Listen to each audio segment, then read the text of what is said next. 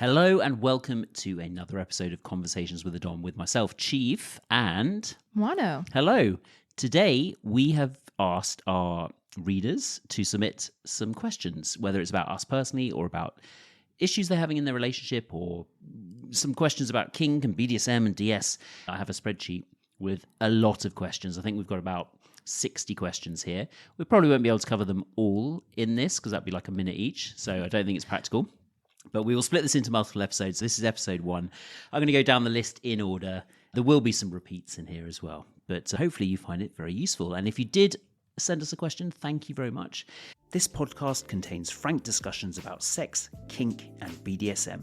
If you're a consenting adult who wants to learn more about these topics, then stay tuned.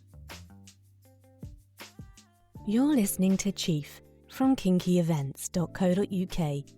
helping you create the dom-sub dynamic you've always fantasized about.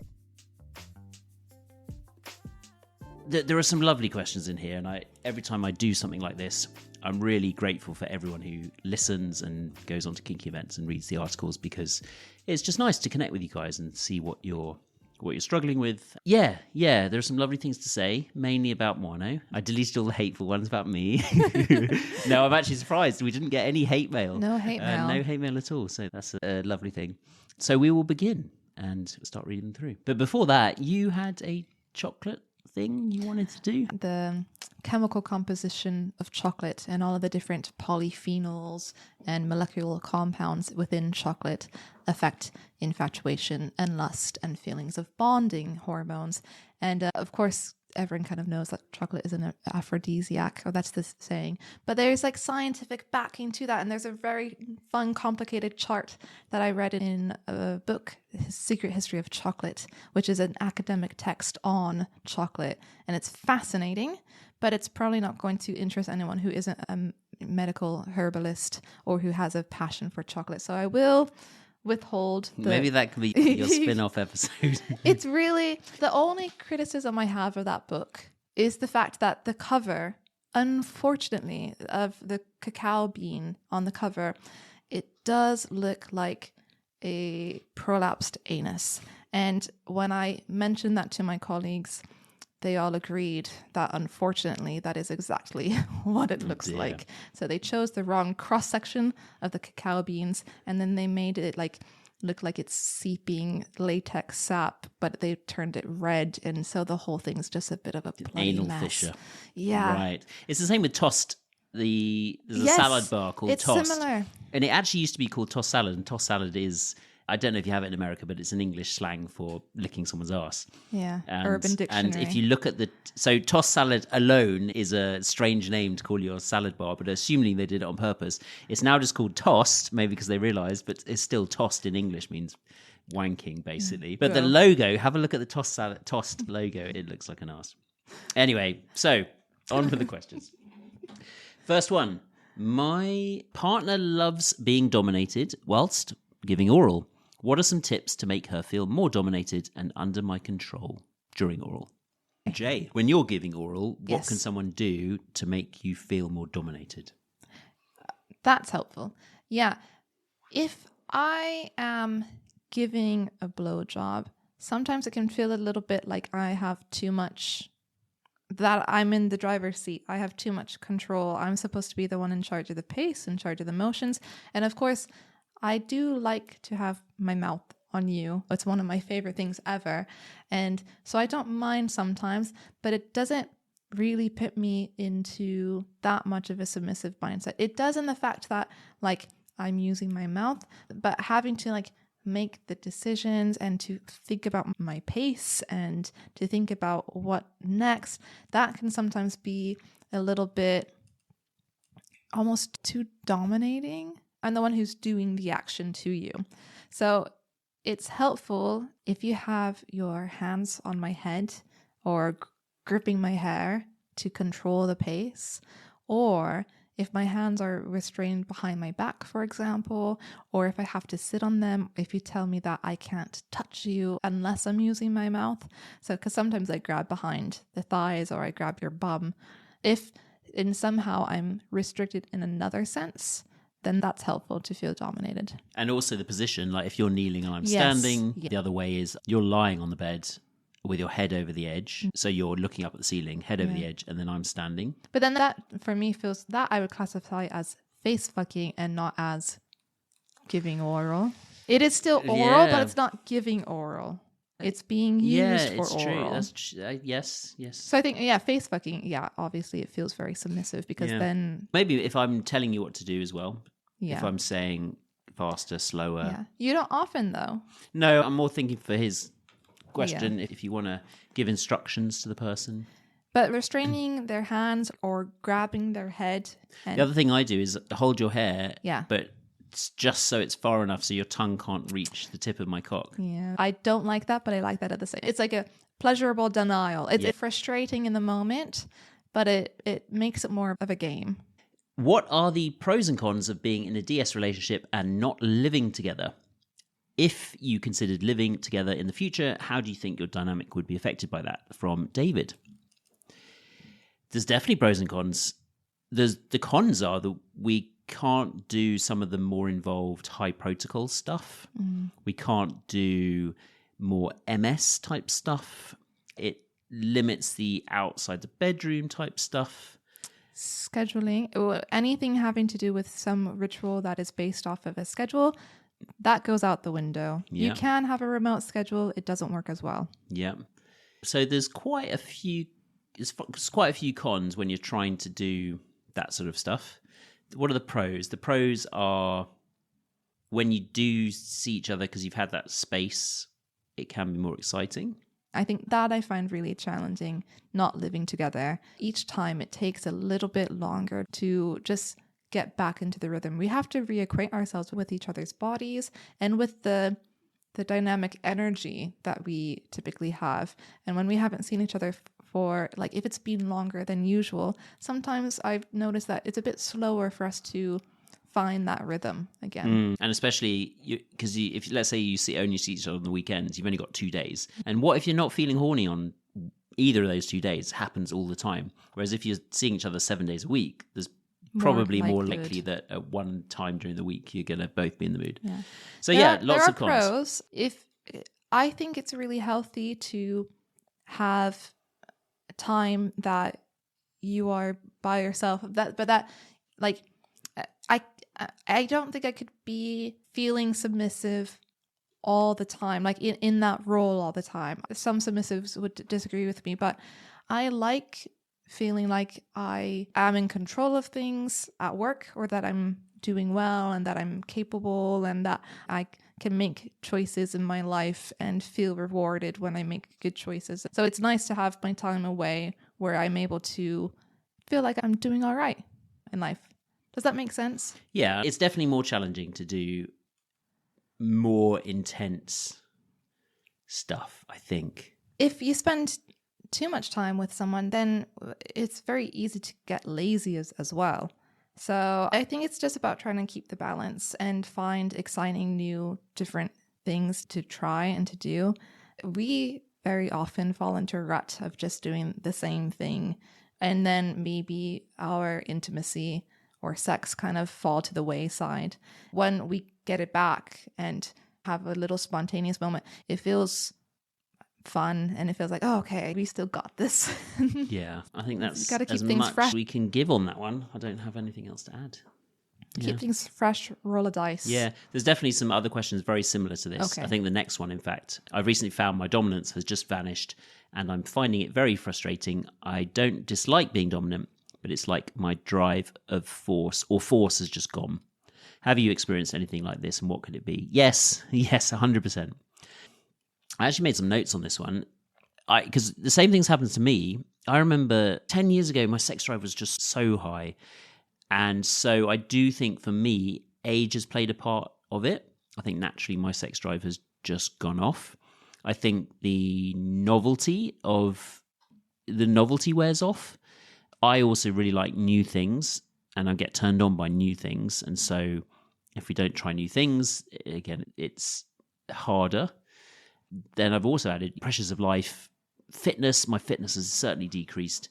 And so that can make things more challenging as well. Because if I'm not looking the way I want to look and if I've gained a bit of weight, I feel less sexy, and therefore that affects it as well. And that plays into mental health. So I think all of those are factors. But also, I think just the thing is, don't beat yourself up over it. That's only going to make things worse. Yeah.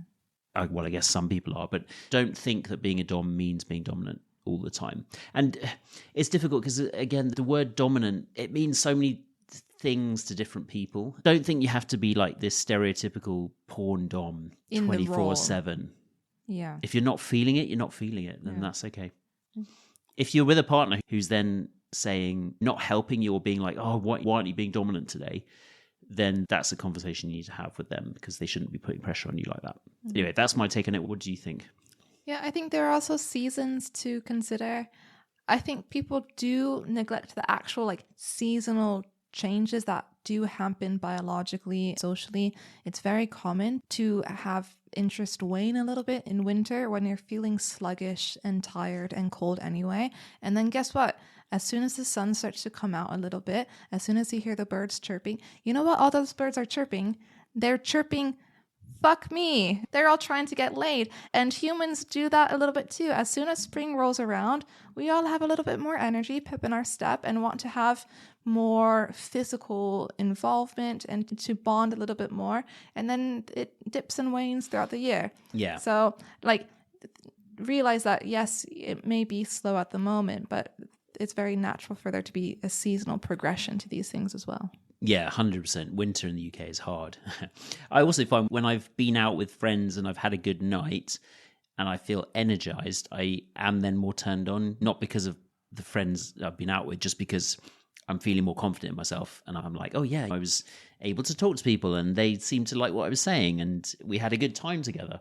That can then translate. So you've had a dopamine surge. Yeah. I think social media, in the last 2 years, I have started to use social media way too much, and it is becoming a problem. So again, I think all of these factors play into it. Okay, there was no name on that one, but still, great question.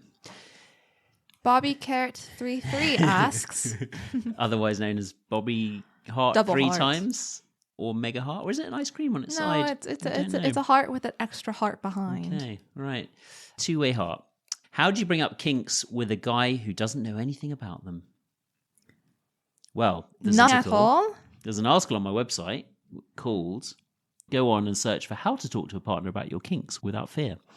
That goes through all the tips that we have. I think we've discussed this before, but if we were to summarize, if you just started dating this guy, then don't come out with all your kinks straight away. So I'm assuming this person's got some kinks that they want to bring up. I'm assuming they've just met them. That might be totally wrong. Don't do it all at once. The way I do it is I subtly introduce it through jokes, because that's just my personality. So someone will say something and I'll say like, that's what she said, title of your sex tape or something like that. And then their reaction, whether they're completely offended by that or whether they sort of smile or whether they're like, ooh, what do you know about that? Or they'll say something that gives me some clues as to whether they would be open to that conversation. That's generally how I would do it. Or if I've just started dating them, then I would ask them after we've had sex, like, what do you like? And I'd open it that way. The other good one is to bring it up how, I read something. Your friend. Yeah. I read something about this, or I had a dream and in the dream this was happening. You don't have to be explicit, but you can hint at things and you can kind of gauge people's responses through that. Hopefully that's helped. Again, go and have a look at the articles. We've done podcasts on this before, but lots of different ways you can do that.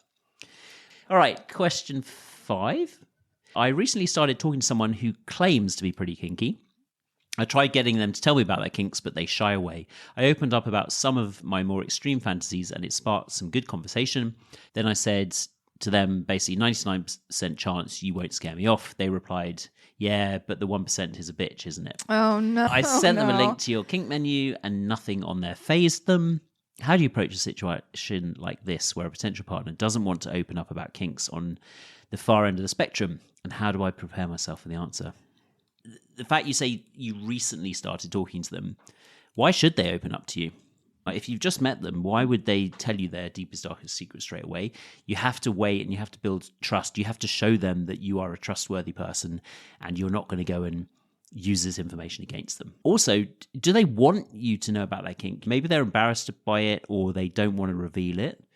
If they do, then it's on them to open up to you about it. And then finally, imagine that it is something that really disgusts you. How would you react? You really need to think about that. Let's say it's something you cannot stand from, I don't know, a legal, moral perspective. What are you going to do? How are you going to react? Because that's basically what you're asking them to do. You're asking them to trust that when they tell you, could be a possibility. So how are you going to react? Are you going to be offended? Are you going to walk away? Are you going to understand that it is just a kink? Person is claiming that they are pretty game to most things. However, I wonder if you've really thought that through. Coprophilia, are you happy to be playing with poo, to be smelling shit? Illegal. There are things that people like to play with disgust. You've got food play that starts to get quite off-putting. So unless you are really game to all that, which is fine, but just do think that, you say that you're game to a lot, and our kinky menu does go through a list of many things. However, if you take that to the extreme, like blood play, scarification. There's a lot on that menu, though. So if there's something that they're into that's not on that menu, I'm actually really intrigued. Can you find out and let us know? Because there is so much on there. Okay, so apart from that bit, you do need to think, like, if it were something that were actually, that you think, like, think about what would disgust you and be like, okay, if my partner were interested in this, how could we come to terms with it? Like, how could I personally come to terms with it? Because you can't get someone's yum. Like, if you actually care for this person, if you're interested in this person, if you respect them as a person and they have this kink, how is this going to change your perception of them? I think you need to have a good, long, hard talk to yourself. And I could just see Chief over there saying, that's what he said. Talk. Long, hard talk. Yeah. And actually maybe even practice with those things that disgust you, like practice trying to not let the announcement shock you. You could do some like little role plays in your head. I've got an exercise. Go on Pornhub, find the most disgusting video you can, and watch it on repeat. Watch it with your eyes pinned open with matchsticks for an hour, and then you will be completely numb, and then go and ask them. I can think about an example that we actually have in our own experience. Exactly. What do we have? Yeah. So guess what? When we first started going out on everything, we both did the menu. There are some things that I might have held back because you have to protect yourself. You have to protect your heart. You don't want to be rejected. You don't want someone to think that you're weird or awful or gross. So are there things that I might have said were like lower down on my list of interest than there were? Yes. And come to find out, you as well, because guess what? We both are interested, at least with the idea of pee play. Like not all water sports, but we had that revelation come clean in one of our previous episodes, actually, where we revealed it to each other and confirmed it out loud, face to face, that we both were interested in the idea. Now, had I told you about that early on when we were first dating? No, because first I'm like, it's gross, it's wrong, like I shouldn't like the idea of it. And even if I like to read about it in literatica, do I actually want to perform it in real life? I didn't even know. Well, we've come a long way since then. We don't like pee on each other all the time. I have not peed on you, but I will. No, I wouldn't be into that. I will reveal that Chief has weed on me exactly one time in the shower just to test it out. Yeah. The shower was running and we were like, okay, so there could be something there. It wasn't actually arousing in the moment because neither of us were aroused, but it wasn't totally like off-putting either. I was just like, okay, it's wee, it feels warm, so that there is a sensation element that I don't mind the idea of. And from like a humiliation angle, I don't mind the idea of you marking your territory by weeing on me in the shower under very specific conditions. Well, that's the thing for me. it's not the weeing that I like. It's some aspects of like humiliation, degradation, which I know you're not that into, so we don't really do it. So that would be an outlet for it for me. So I like the idea of you marking your territory. Yeah. But yes, that's something that neither of us had revealed to each other before. And it's only a couple of years into our relationship. Things evolve and your interests evolve and your relationship can grow and strengthen over time to where you feel like you're able to open up. So I'm saying there is hope. You will find that person. But they may already love the kink. You just don't know. But prepare yourself for the worst. And hope for the best. Be non-judgmental. You've got to be okay with not making any faces or... it shouldn't change your opinion of that person. I mean, if it is illegal and it's like a terrible thing to do, then yes, then you can be disgusted. But if it's legal and just something you're not into, then you have an obligation, because you've asked them to tell you it, to be okay with it in a weird way. To be or to not, okay with feeling uncomfortable by it, but not let that affect your opinion of the person. Yes, which is difficult. Yeah. It's really difficult. So again, you don't have to like all of your partner's kinks, but you should like them enough that the kinks that they have that you don't like, you can work on and through and beyond. You should be okay with them enough as a person that it doesn't affect your opinion of them, that they have it. Yeah. Like I like to watch sounding porn sometimes. Chief would not be okay with that. He has an issue with the... just not because I think it's disgusting.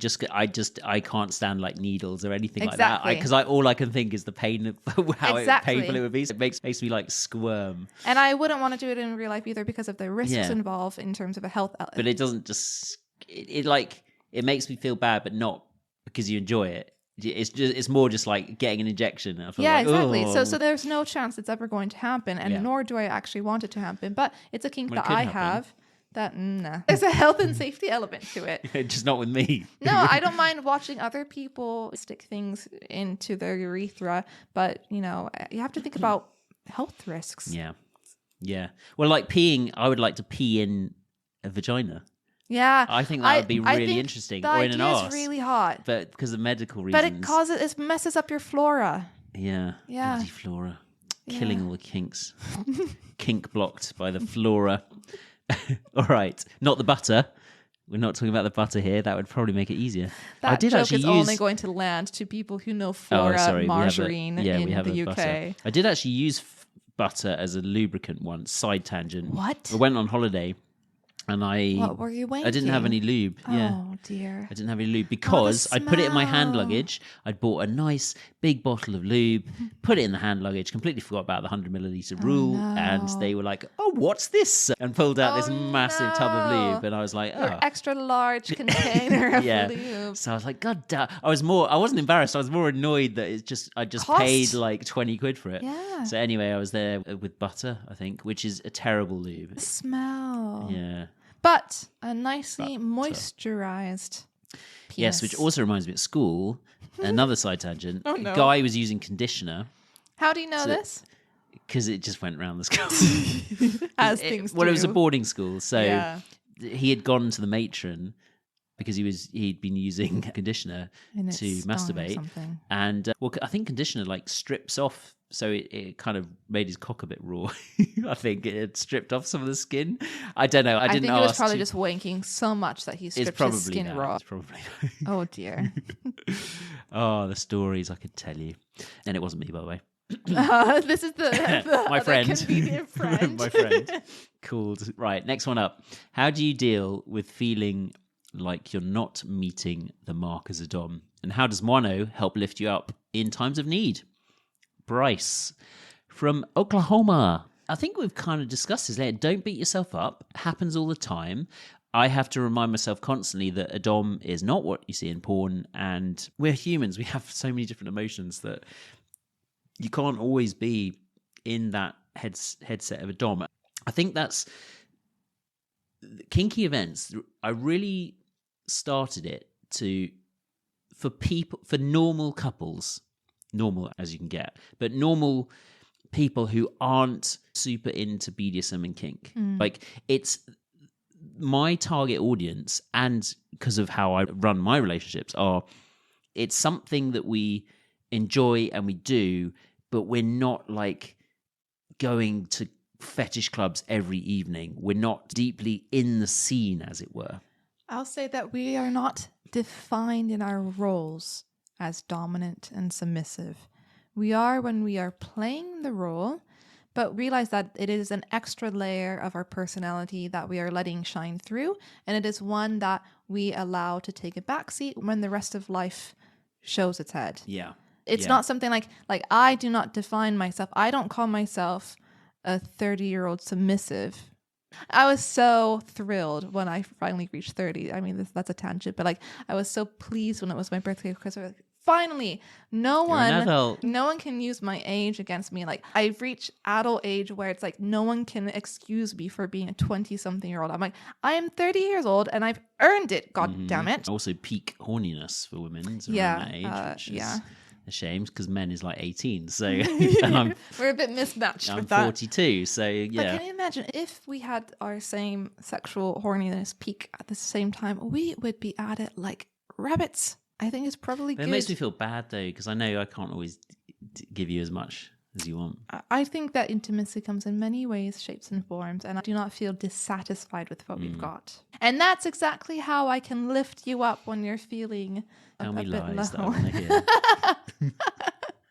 What's that quote? I don't know. Tell me no secrets and I'll tell you no lies or something Ask like me that. No questions and I'll tell you no lies. Yeah, I often feel this, and I often feel. I have to ask myself, am I feeling bad because I want to do more kinky things and that's why I'm not feeling like I'm meeting the mark? Or is it that I feel bad because I think you want more kink and I'm not giving it to you? I think so. That's a good question to ask yourself, because if it's the former, if you wanted more kink in your life, you would be doing it. So maybe it's a perception that you're not able to meet the mark of what your partner wants, but that might not be real. Have you asked your partner, am I giving you what you need? Are you just assuming, like through societal, I don't know, stuff that comes in, that you think that your partner wants a certain amount and that you're not able to give it? In a scene and it goes wrong, or you're not sure you're doing the right thing, and then those feelings come up. It happens all the time. But your partner might be thinking, oh, I'm not being a good enough submissive. This is something that I'm still trying to learn and practice. I think there's two parts to the question here. There's the macro element. If things in your everyday life, you're just feeling low for some reason, therefore that means you don't want to act like a dom, fine. There's also, I think, having read this question again, I think he might be thinking about the sort of micro moment when you're in a scene and you're not living up to what you think are the expectations that you put on yourself or your partner puts on you of being a dom. In that instance, we have articles and things like that on the site about this is especially true in the Art of Submission course. There are things that you can do as a submissive partner to help your dominant get in the mindset of being more dominant. Yeah. So you can try to, maybe don't always poke the bear, but you can try to goad them a little bit if you're the bratty type and you think that in the moment they just need a little bit of a taser. You can do lots, like dirty talk. Like you said something this morning and that made me feel more dominant. Ooh, what did I say? We shouldn't be doing this. Oh, yes, because we were having sex, and that was kind of what I was thinking in my head. And normally I don't start the dirty talk, but it was quiet and it was nice. You were paying attention to me, you were touching me, and you were over me, and it felt nice. I was feeling like, ooh, I can lean more into my submissive thing. And so I started thinking about what sort of role are we kind of in at the moment, and how can I make that stronger? We like to do the corrupted innocence kink thing. So I was like, oh yeah. But you'd also just described a dream, which you may or may not have made up. You'll never know. You're like, oh, I had a dream last night where you were pinning me down. And I did. So we then go into that. And so again, that helps me be more free as a dominant, because then you've given me ideas. I now know what you want.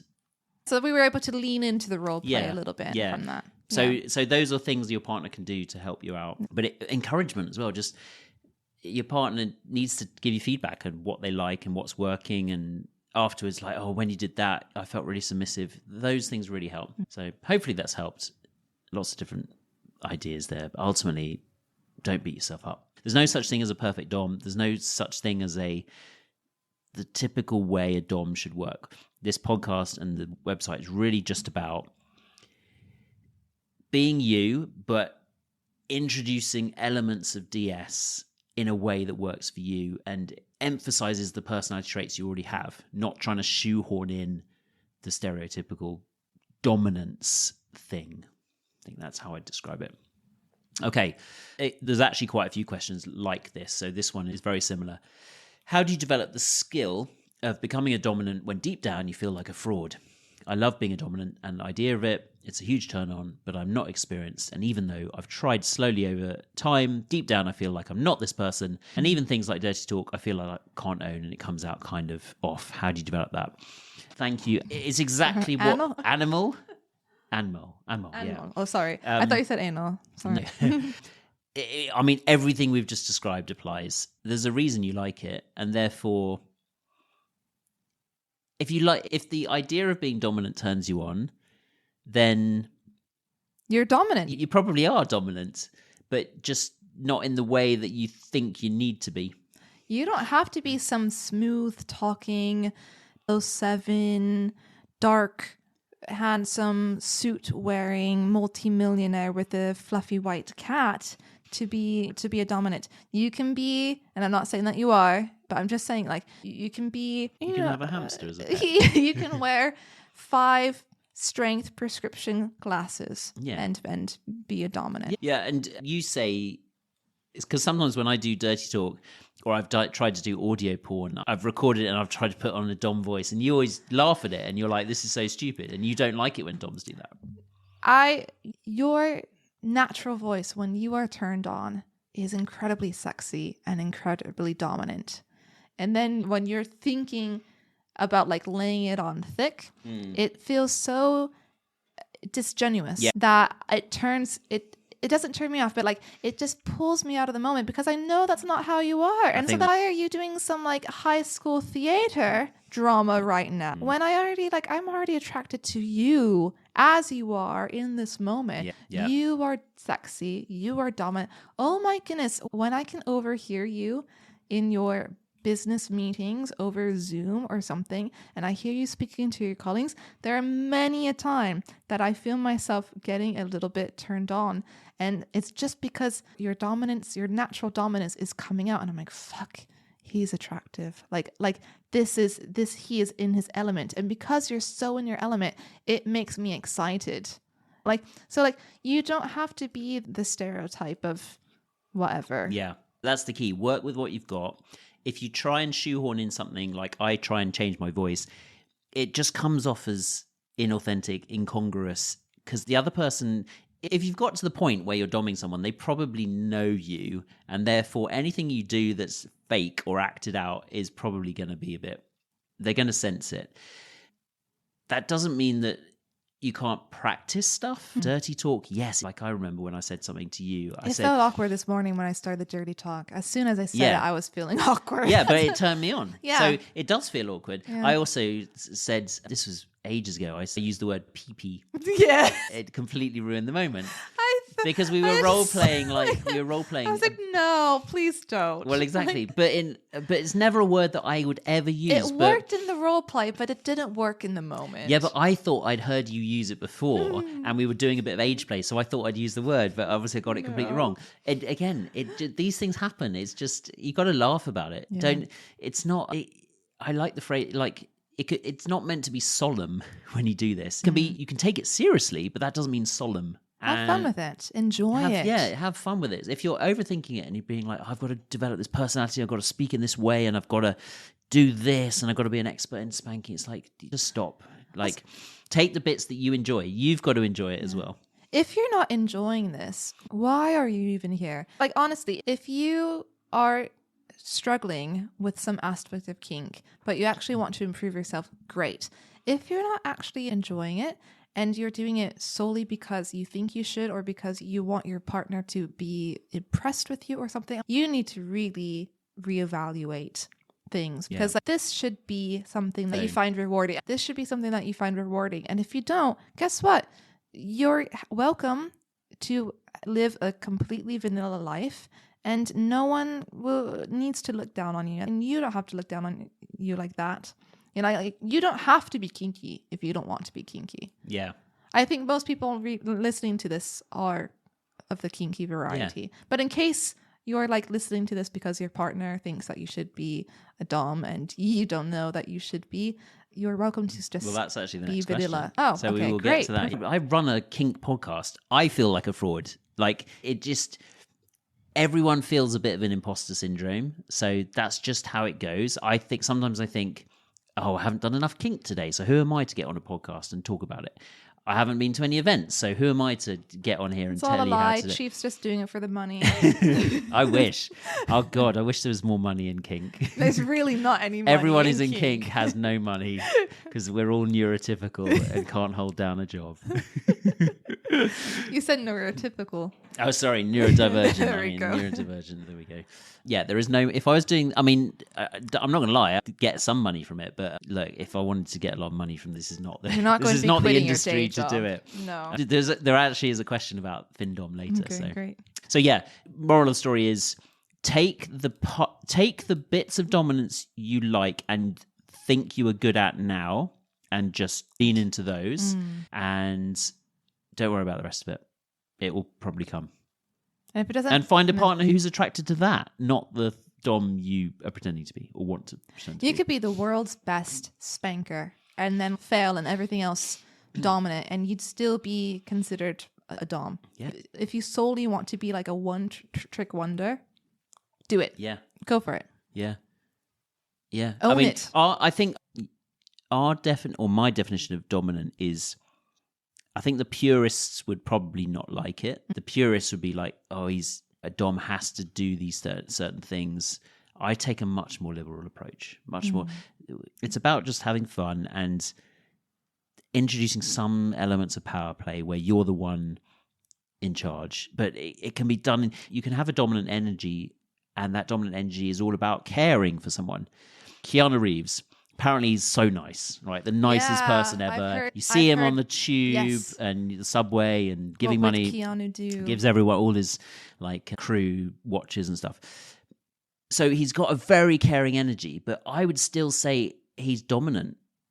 He gives a dominant vibe. Yeah, he's just because he's so centered in himself. Self-assured. He's self-assured. He's confident. He's okay with his masculinity and showing that love and care for other people. That is dominance. So you don't have to be this aggressive, domineering, loud, business, all your shit together type of dominant. You really don't. So anyway, just a tangent, but there we go. Okay, if my partner is not naturally dominant and doesn't get aroused from such a dynamic, how can I help him to fulfill my needs of being submissive? It arouses me to know he gets off on it. So when he's just acting, it ruins it for me. How do we get around the mental block? It sounds like he's just not into it. Yeah, it's tricky. If you get aroused knowing that he's into it, and if you know that he's not into it because he's acting, I think you need to do a little bit of a reassessment. I mean, it's not the end of the world. Can you find some sort of compromise to get your needs met while respect your partner's differences in terms of kink? Like, if you take a look at the kink that you have, what is the underlying desire of that kink? If you can get that need met in a different way, is that going to be enough to satisfy you? Yeah, it's a really tricky one. Like, I mean, we don't know. We've only got a tiny snippet of your question here, so we don't know your full situation. But if he genuinely isn't dominant and he has no interest in this type of dynamic, you just have to accept that. You can't force someone to not consent, and he's not consenting to be in this dynamic effectively. So, but there might be, as you say, there might be little things you can do to make yourself feel submissive without him changing. I've used the rubber band analogy before. If you've got a rubber band and the further you stretch it, the more polarity there is between the D and the S. There are two ways to make that band stretch more. Either both parties can move away from each other, either the dominant can become more dominant and move and stretch the band, or the submissive can become more submissive and move the band. I think that's the part that a lot of submissives miss. They're not passive in this. If you heighten your submissiveness and he stays the same dominance as he is, which might be sort of not very dominant, but somewhere in the middle, you will feel more submissive if It'll you stretch still that band. increase the polarity. Yeah, it'll still increase that tension. So this is a really good example of that book with sprinkles on top that we someone discussed. actually mentions that. This is the perfect book for you to read because it is specifically about and for kinky people who have vanilla or non-kinky partners. Like it does expand further onto it, but it offers a lot of guidance and advice for what happens when you do have a kinky partner and you're not, or vice versa. Yeah. So I definitely recommend that book by Stephanie Gurlick. Yes. So it's with sprinkles on top, everything vanilla people and their kinky partners need to know to communicate, explore, and connect. This is the perfect book for you. Perfect book. Yeah. Winner of the AASECT Sexuality Professionals Book Award for General Audience. And it's by a sex therapist who has qualifications. We do not have qualifications. So our qualifications are lived experience. We're lived experience, but this person knows what they're talking about. Yeah. So sounds like a book for you. All right. I'm dominant and have had a few long-term DS relationships in the last 5 years. My most recent sub is very willing to please me, and we have an amazing chemistry, mentally, emotionally, and especially sexually. That being said, I really love impact play, but she is hesitant and will really push back. I feel like my desire for impact play and her resistance is causing problems with the rest of the relationship. So my question is this. Have you ever experienced this, and can I best balance my desire and her resistance? I want this relationship to last, so I'm willing to work on it, but don't know how. It's, as we've said before, you can't force someone to enjoy the kinks that you enjoy. Especially, like, what's her resistance to impact play? If she doesn't want to feel pain, like, tough luck. Like, Yeah. sucks to be you, but Yeah. bummer. Like, I feel like impact play, unless that thing turns you on incredibly, like, surely there are other ways that you can get your needs met that isn't just, like spanking your partner. Well, if it is a fetish for you and you need it in the relationship, there's only two choices, right? You either leave them for someone else who's into it, or you get permission to play with other people and have that. If it's not a fetish and it's just something you really want to do, but they don't want to, it's not consensual. You can't. Also, there are ways, like, can you I think that people need to think creatively with these things and try to think about ways to get your needs met in a way that perhaps isn't something that you thought about before. Like, can you still do impact play with her, but using like a silk scarf to like swat her behind or something? Can you use feathers for impact play? Can you use a pillow? Can you use something? Maybe it's the instrument. Maybe it's the element of force that you're putting it behind your impact. Like, what does impact mean to you? I think as well, I would want to know. I would gently open a conversation about what the resistance is, because it could be that she did actually really love impact play, but she had a bad experience and someone broke her consent or went too far, and that's put her off completely. A lot of people have childhood trauma about impact play. Yeah, it could also be that she doesn't know what. So you've said, I like impact play, and she's like, she thinks she knows what it is, but she thinks it's with a cane. So do open a conversation about what impact play. Maybe what impact play you would like, what you enjoy about it, and then, I don't know the right phrasing, but somehow ask her what feelings come up. What is the resistance about? Because it might be that you can overcome it. I mean, I've had this situation in the past where someone was very anti blowjobs. They just would never give them, didn't like them, absolutely said no. But then I got talking to them, and it was more of a psychological thing. Once we talked it through, they were actually like, oh, okay, yeah, that's different. And then they started really liking it. So you can overcome it, but in some situations, sometimes it is just a no, and you have to accept that. We do have a personal example of sorts, face slapping, for example. Yeah. I know you really like the idea of face slapping, and I have changed my tune a little bit. I used to be like, no, I would never want my face to be slapped. That feels too degrading for me. My partner surely cannot be honoring me as a person if they are slapping my face. I do think now, as I'm saying it out loud, it probably has to do with me being smacked as a child growing up. I was slapped. In the face? Yeah, in the face. And sorry. that was, and yeah, I mean, it's fine. But think about it right in this moment. That probably has to do with part of the mental resistance that I have, that my little inner child has been hurt by smacks before. Yeah. So if someone that I love and that I care about smacks me, that makes me feel like, first, it's because it's a punishment. I've done something wrong. I'm bad and unworthy of being loved in that instant. But that's probably the deep down shit, why I have that resistance. But I have thought that over time that my resistance to it has lessened, and because I've approached the idea with curiosity for myself and thought internally, like, what is this resistance do I have? Are there instances that I could find it actually attractive?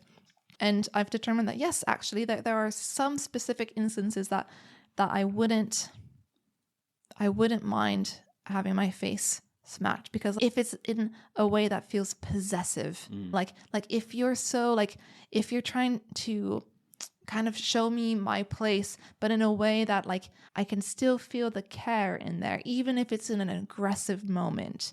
But if you've like pulled me by my hair and you've smacked my face and you say, you need to remember who you belong to, like, and you've got me on my knees and then you use my mouth, like, actually that scenario sounds a little bit hot. So even though a couple years ago I would have been like, no fucking way, my tune has changed slightly. We haven't had that come up in the moment because that specific aggressive moment hasn't arisen, but I have changed it so that it's no longer a hard limit for me. It is something that I'd be open to actually exploring in the moment. Yeah, it's a strange one because I would definitely do it if I was with someone who loved that kind of stuff. Because there's conditions on it in some way, and it has to be done in a particular way, I'm worried that I wouldn't be able to get into the headspace. Like if I was in an aggressive headspace, I've got to hold myself back slightly from how I want to do it because I've got to take the other person's needs. So that's why I don't do it. And I respect that. And so, but that, that is just DS. That's how it works. You have to tone things down or change things away, and it might make it less appealing. So it's less appealing to me because of that, because I have to hold myself back. The whole point of it is you're sort of unbridled and you can let out sort of. But I don't. In the moment, I think if you were unbridled, that show of power, I'd find attractive. Yeah, but we don't know. You see, that's the risk. But we don't know. But it's also not to the point. Like if there's a mistake, if either of us were to overstep each other's limit, I think we would be able to come back from that. But it's more, I get turned on when I know the other person is super into it. So for me, slapping someone's face is only hot when I know the other person just really likes it. And for me, my arousal increases over time and as things progress. So speaking about it when I'm cold, the answer is going to be maybe not. Yeah. But in the moment, if we were mid aggressive scene like we were the other week when we were having a nice long, that was quite a long sex thing that we did the other week. At least a minute. I got over the 60-second mark, guys. Never been done.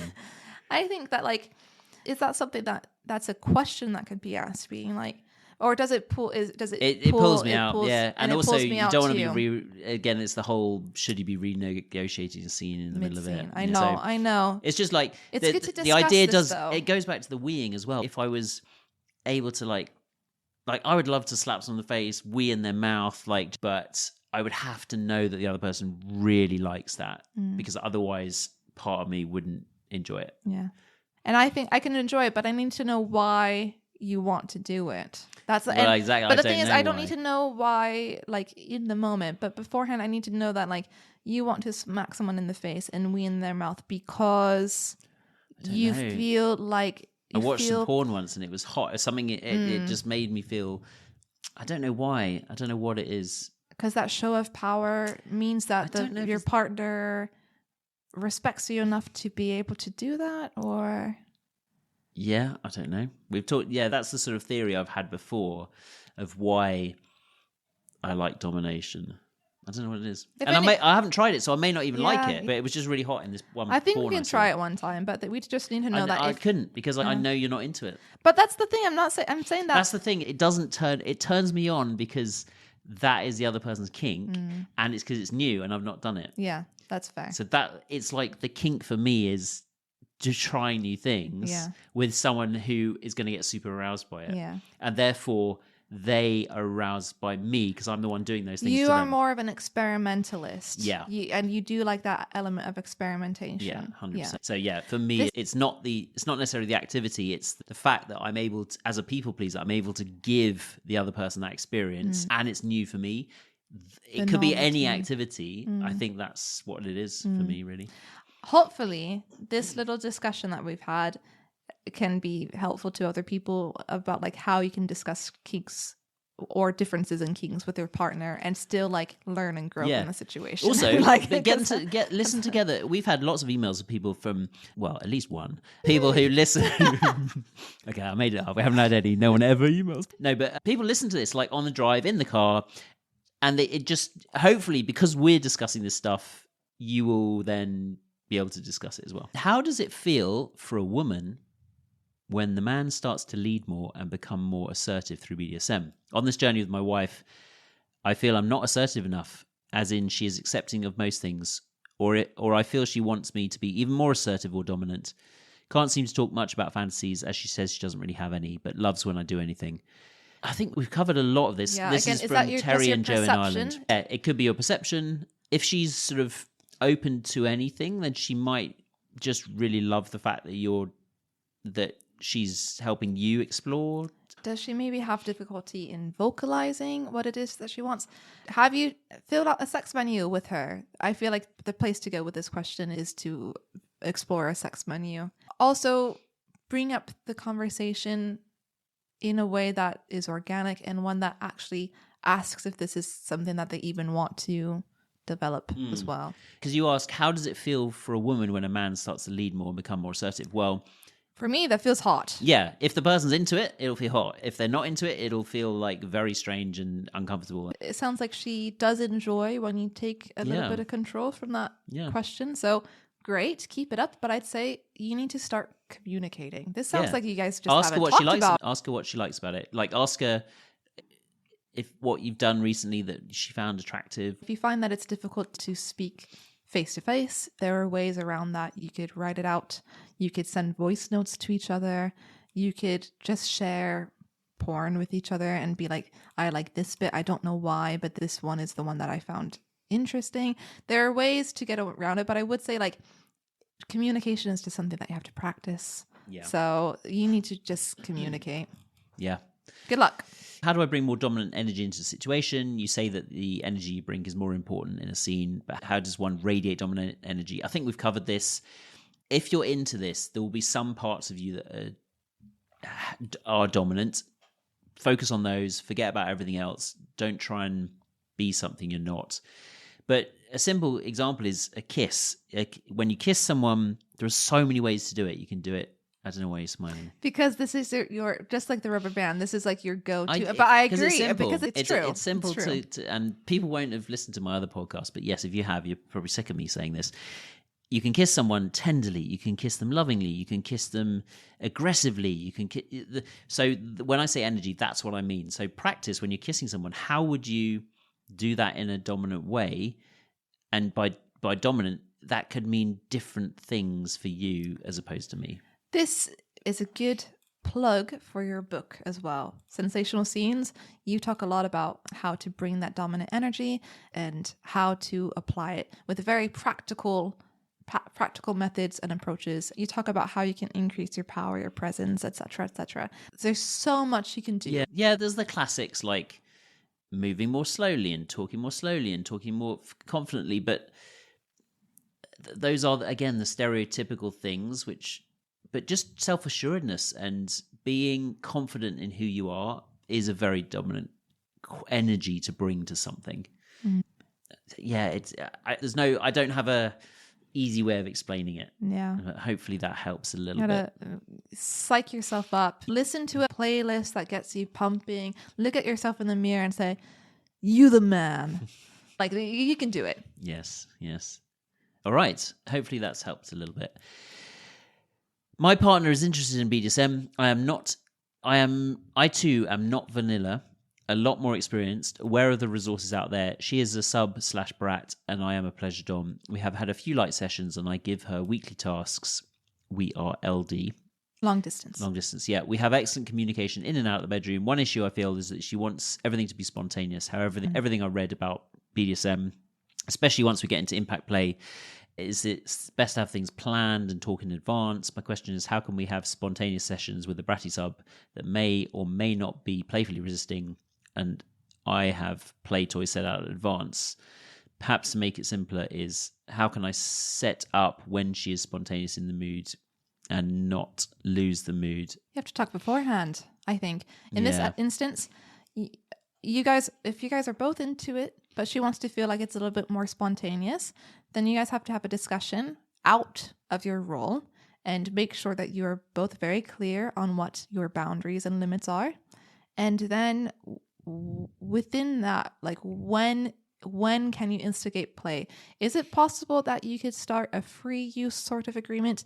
Is there piece of clothing that she could wear to indicate that she is consenting to then? Because, like, the thing is, I understand why you wouldn't want to, like, you sound a little bit like Chief. You like to have things planned out and organized, and I applaud you for that. And I think it's really smart. It's definitely the safe way to go about it.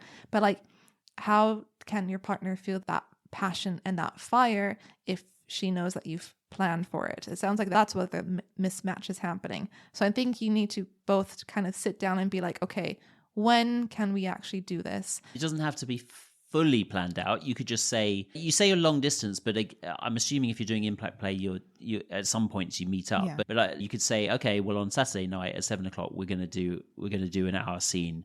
Are you comfortable with that? Are you okay if we involve impact play? And she can say yes. Now, it's still it's not spontaneous because she knows it's going to happen at a specific time, but it is spontaneous in the fact that she's no idea what's going to happen in that session. The other way, I really like your idea about wearing a certain piece of clothing, or because we often have this. Yeah, you love free use, and so do I. So that's why I was trying to. I think you were working on a letter, weren't you? You were going to write a sort of not a contract, but a sort of letter of agreement, a letter of enthusiastic permission. Yes. It so basically I can giving then you read a hall it. pass. If ever I have a bit of doubt, and I can read it and go, it says, you are free, I want this, you are free to use me anytime, then I know, oh yeah, it just gives me a reminder. That Chief needs some affirmations, positive affirmations when it comes to free use. So I'm working on a lovely script saying, please do fuck me over the banister, against the wall, over the sofa, when I'm having dinner, brushing my teeth, like at any time, any place within this house, and in certain instances out of this house, you are welcome to grab me, hold me, fuck me, and use me however you wish. And apparently Chief has forgotten this, and so I need to write it down for him. That way his INTJ mind can remember that, oh yes, this is something that, and then that I we can can show do. the police Yes. if anything goes wrong. Yeah, like, although actually you can't you officially. Can't consent to impact play. Officially we are illegal. Not in the UK. But I was going to say something. Oh, yes. Safe words. This is an excellent opportunity to discuss your guys' safe words. Make sure that those are clear, and make sure that you have a word for when things just need to be like slowed down and renegotiated. Have some sort of yellow or amber, and realize that if your partner calls amber, that she isn't like that's just a moment of a slight renegotiating in scene to check in that everything's okay, and then you can continue. Don't let someone calling amber make you feel like shit, that you've ruined everything. Like, it's literally there to like reassess, like maybe she's uncomfortable with the position or whatever. So I think you guys need to just have a discussion about safe words and about appropriate timings. Yeah, you can do it. There are so many questions here. We're only on 14 out of 60. Wow. So, but these next two are very similar. Okay. My wife and I both enjoy doing scenes, but it's hard to find the time to plan a well-planned scene. What advice do you have for fitting longer scenes into a busy schedule?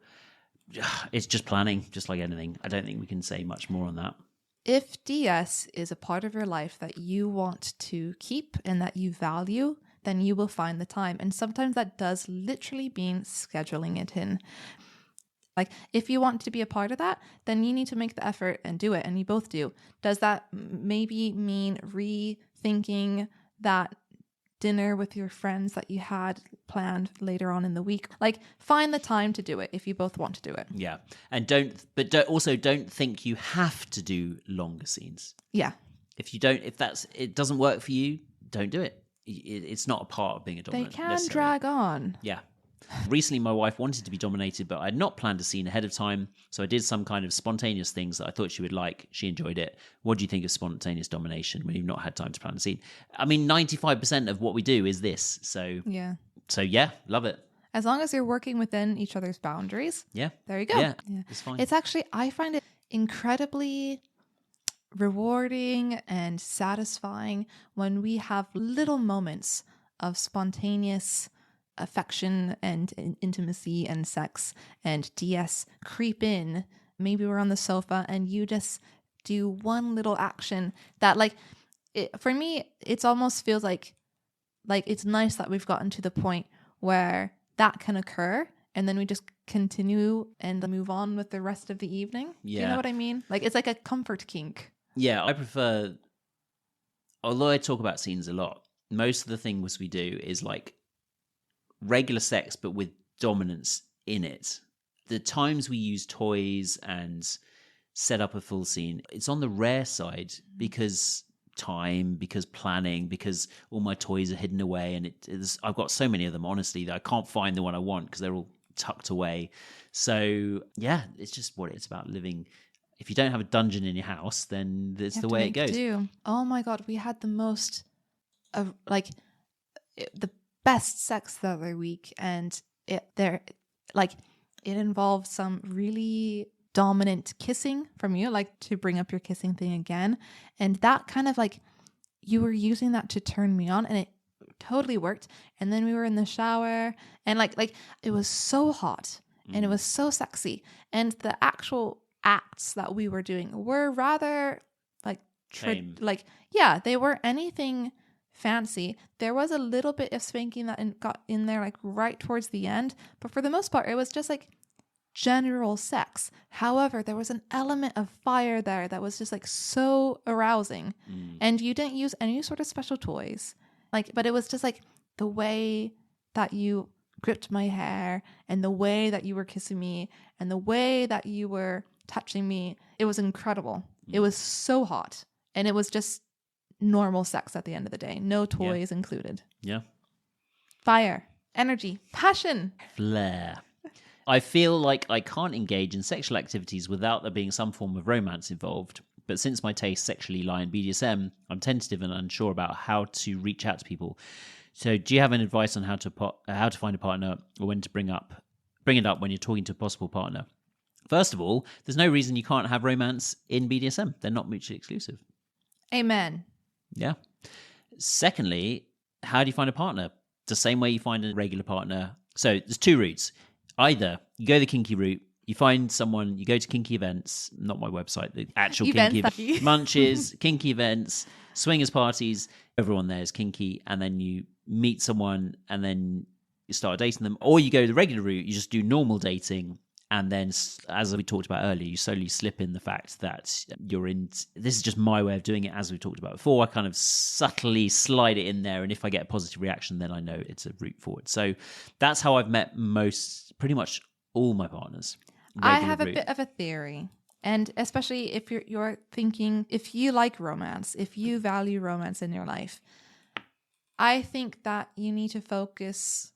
That if you focus on finding a partner that you can build a romance with, that over time you will find that they do actually, the people that you are attracted to will naturally have things that you love about them that you can work towards and have that be a part of your life that can naturally evolve into kink. Yeah, because you probably wouldn't be attracted to them if they weren't dominant in the first place. I think that we attract people that have a sexual compatibility. If you're already going for someone that you're romantically compatible, it actually improves the odds that you will be sexually compatible with that person, because you have love and care and affection behind you. Sorry to be a romantic at heart, but like I do think that like if you focus on the love, then you'll find that the affection that you want and need and desire will come.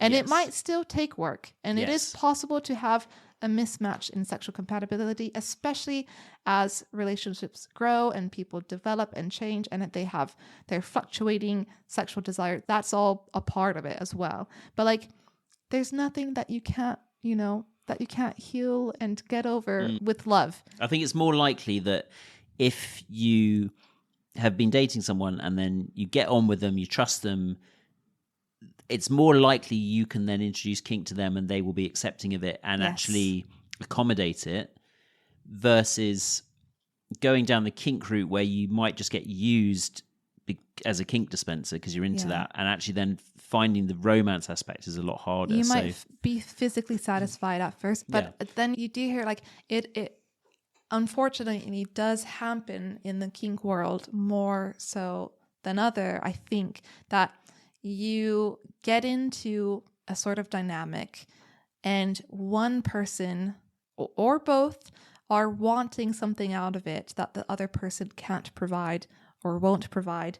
And so then you have this issue where there's like and I hear about subs who do this. They find someone, a dom, to perform scenes with. And they have an agreement at the beginning and it is purely for BDSM kink.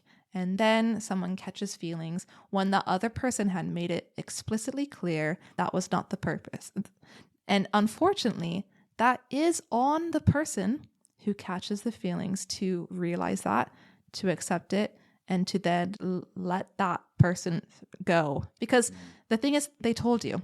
And I understand that hormones and emotions get involved, but like if at the outset that wasn't something that was agreed, then you can't blame the other person. Obviously, I want everyone to find their partner, but I'm not trying to blame you for catching feelings either. But don't go into any sort of kinky dating scene and think that you can be the one who changes that person's life and makes them a better person and makes them fall in love with you because you're going to be the most perfect submissive or dominant that you can possibly be, because that is not how things work. Yeah.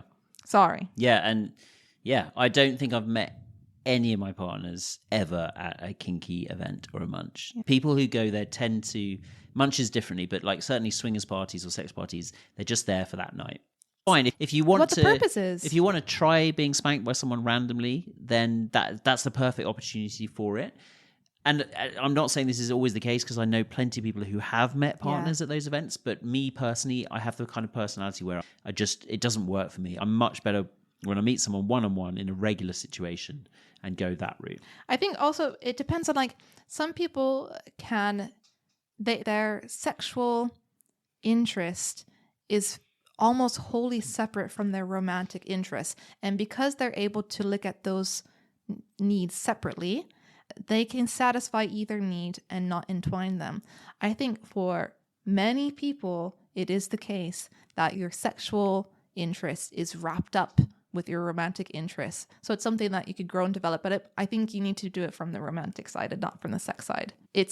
You're more likely to find a partner that you feel more satisfied with in the long term, even if your sexual needs aren't being met to the greatest of your fantasy. Don't settle, but also be okay with the fact that settling is actually a little bit romantic in and of itself. As an 85-year-old, an active member of your shuttleboard team, are you really going to care too much that your partner isn't pulling out the whips and chains every Sunday night? Yes. Well done, Doris. All right. We'll do maybe a couple more. Okay. Because we're getting to the hour-and-a-half mark here, and the listeners are probably bored of us chatting. But we're only a third of the way through the question, so we'll probably have to do 3 episodes. That's fair. So mega. For those fans, you're going to love it. For everyone else, you're going to absolutely hate it. Why are you still listening? But hopefully, this is a great way to get followers. If you don't want to listen to us, why are you listening? Leave. So, I love this question. How can I prepare to be pegged? I guess this is one for me mainly. That's the whole of the question. That is the question. All right, go. Okay, so I have been pegged, which some people might be surprised to hear because it's quite submissive. This was 15 years ago, quite a long time ago. So the way it happened is before I even had sex, I just loved anything to do with sex, and I wanted to explore as much as possible. And in the early days of the internet, I think I read something about male multiple orgasm, and I was fascinated that a man would be able to have multiple orgasms, and I knew a woman could, but I didn't know men could, so I was like, great. So I'd read an article about a toy called Aneros, which was a prostate massager. So I knew there was a prostate that could be massaged, and maybe that would enhance my pleasure. This is before I had sex, so maybe I was like 20 or 19. In the shower, I started putting a finger up my bum, just with Vaseline. And I got to the point where that was so easy to do for me, so comfortable, and I would masturbate and I'd use a finger. And I tried to find the prostate, didn't really work, but... It's a hard reach. Yeah, and it doesn't work for everyone. It didn't work for me. For some men, it's just not, it doesn't feel pleasurable. But anyway, my orgasms felt stronger when I was stimulating there. So then I got an Aneros toy and got a small one, put that in, and what that does is kind of, it pushes on the perineum as well as the prostate. And again, that sort of made the orgasms feel better. I was still trying to do a multiple orgasm. I think I've had like 2 in my life, but not because of anal play. So anyway, then I progressed to the next Aneros, which was a lot bigger. But because I was doing, this was over the course of like a couple of years. I probably could have done it quicker, but course of a couple of years. And so I was able to take quite a big Aneros on my bum. And then this, again, still before I had sex, then I met, I think, my first girlfriend, and she was super into anal, and she bought me a butt plug for birthday. Had you talked about it? Yeah, we talked about it, and I think... She didn't give you a surprise butt plug for your birthday. I don't know if I'd bought one for myself or she had one anyway, but she gave me one. And so we were on a holiday, and I was like wearing it out for dinner once with her friends, which she didn't know about, and then I told her, and that was quite hot.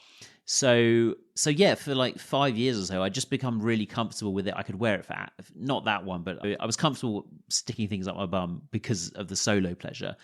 And then we bought a strap-on for, I can't remember why we bought it. I don't know I think we bought a dildo. It was a massive dildo. It was like 9 inches. And we bought it. And then I think we bought, I don't know, again, like I said, I love trying new things. So I thought, well, the feeling of something in my bum, so let's just try it. And so we ended up trying it. And she was keen. Yeah. I think she was, again, I didn't really know about BDSM. I didn't label myself as a dom or sub at that point. It was my first sort of year of having sex regularly, so I was trying everything. We do a lot of anal with her, and then so we just thought, oh, we'll try this. And maybe we bought the dildo because I wanted to see like something bigger on her, so I could have anal and have something filling both holes with her. So and then we just thought, oh, let's try it on me. Honestly, I thought there would be pain. It was no pain at all. Oh, it was practicing. Like yeah. So and it was super hot because again, it was new, but also she was stroking me. So I was on all fours. She was stroking me as well, and I remember coming really hard.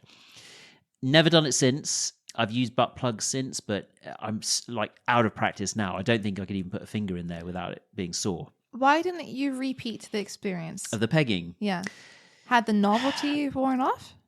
I think I tried it once, and I was like, "Yeah, done." I think I don't know now. It would feel too submissive now, but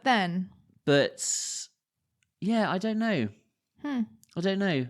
I think I'd done it, and I was like, well, yeah, done it now. I know what it feels like. It's kind of like when you tick off, like when you, I don't know, in a video game, you're doing some side quest, and when you complete the side quest, then you're not going to be picking those flowers anymore because you don't need them anymore for the potion. You've done it, so you can move on to the next quest. Yeah, it was just like tick off the bucket list. Know what it feels like. Know what it feels like, because I was having anal sex with her, so I was like, well. And I always had in this mind that it's painful, and people had told me in the past it's painful. I was like, well, I now have evidence that it's not, if I can do it. And this was thick. This was like a thick cock, like really big. And I have no idea how I took it. But yeah, so now it just doesn't turn me on. Like I think about it, I'm like, doesn't do anything for me. Anal training theory, like I'd use a butt plug again, because that you does have a couple enhance of times. Yeah, and that does enhance it, but I wouldn't be able to take it now. Yeah. But anyway, the moral of the story is, Slow and steady. Slow. Just do it on your own. Practice with a finger butt plug. In fact, there's a whole article on my website about anal training. I think we've even done a podcast. And you learnt in under a year, didn't you? Like before we met. I mean, if you're motivated, you can learn anything if you put your mind to it. Yeah. But we have a couple of podcasts. We have one about anal training. We have one where I just go into great explicit detail about anal, and I talk about poop. Lots of people don't like to talk about poop, but they're like, I'm like, no, sometimes you have to take your finger up there and you need it. Like, so like if you need that episode, it is there in the podcast list. But like, what's interesting is though, even if time has passed from us playing with my bum for whatever reason, and there was a moment recently where it had been actually several months probably went without anal. We both like anal, but you know, it's logistics and it's about diet and it's about how your health is and mental health, etc. And so when we did it again recently, it was more effort. It was more sore and it did hurt more. I don't mind the idea of painal. I find painal actually incredibly hot as an idea. The pain element for me, I think, plays into the like rape fantasy element where I'm like, I like the idea of being forced, even though obviously within like a consensual and blah, blah, blah. Yeah, we've talked about this before. But what was nice is that even though it was more difficult and it was more painful, I was still able to take it because your muscles remember. Like, and there's an element where it's like, you just remember how to relax and to accept I think if it had been years, it would be harder. Oh yeah, certainly. But a few months, yeah. It's like riding a bike. It is.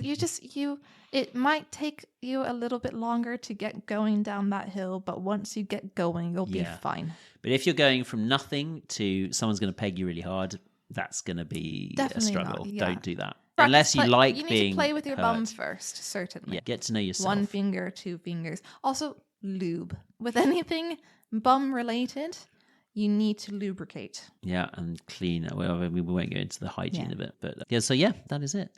Should we end on the butt? On that note, we will wrap it up. Hopefully you've enjoyed that. Hopefully you've learned something. Hopefully you found that interesting. Honestly, we've got through there 18 questions and there's way, way more. So we will be back, hopefully, with another episode very soon, answering the rest of them. And there's lots of other great questions. We've got some ones about introducing a third, threesomes. We've got stuff about findoms. We've got stuff about more of the questions are sort of mental health, female doms. I think a lot so far, all the questions have been about male doms and female subs, but some of the other questions are about reversing that. So stay tuned. Looking forward to it. In the meantime, you can go to kinkyevents.co.uk. If you're not already on the mailing list, you can go there, sign up with any of the email forms on there. You'll get a free little book, but also you will then be notified whenever I release new episodes. And you can also please follow us on Spotify because then you'll also get a notification when we release new episodes. So on that note, we will bid you adieu. Adieu. Female dear. Exactly. Enjoy the rest of your day. Yeah. Bye, everyone. You're listening to Chief from kinkyevents.co.uk, helping you create the dom sub dynamic you've always fantasized about.